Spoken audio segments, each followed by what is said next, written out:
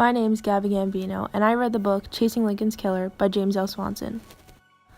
Lincoln's assassination was a tragedy. It happened on April 14, 1865, at Ford's Theater.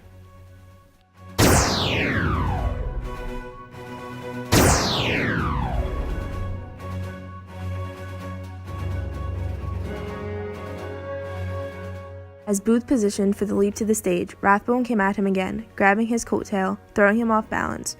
Booth got tangled in the framed portrait of George Washington hanging on the front of the box.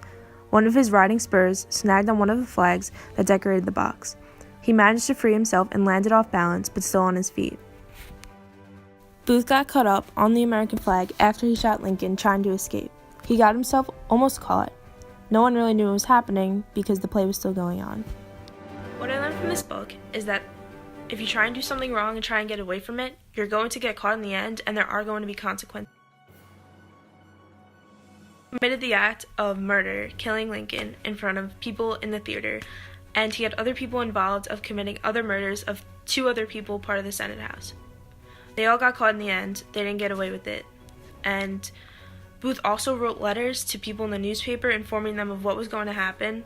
Lincoln's assassination makes me realize about myself that even if you have anger for someone, don't take it out by murder. Honestly, just talk it out.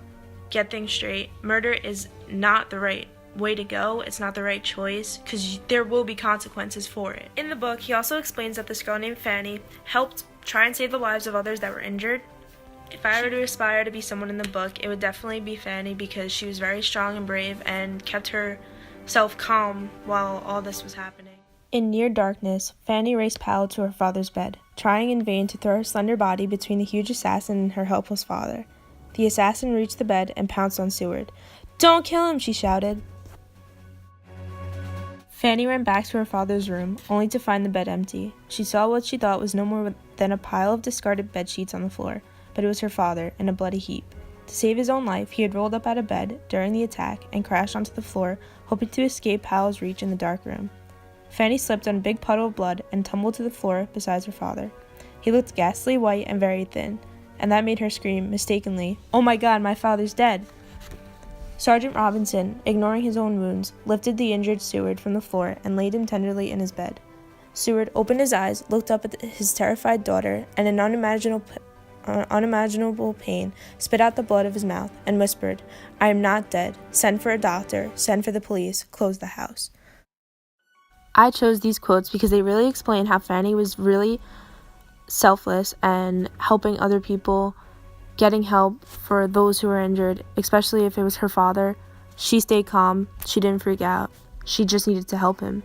He laid there. I give this book a 10 out of 10 because it really told me the true story about how, what happened, where it happened, who was involved, and it was just a good book because I'm really interested about Lincoln, and this book is good for all crowds, whether you care about Lincoln and what happened or if you just want to learn about it. I recommend this book for those who are interested in hearing about the true story of the assassination of Lincoln. How John Wilkes Booth, detail in this book.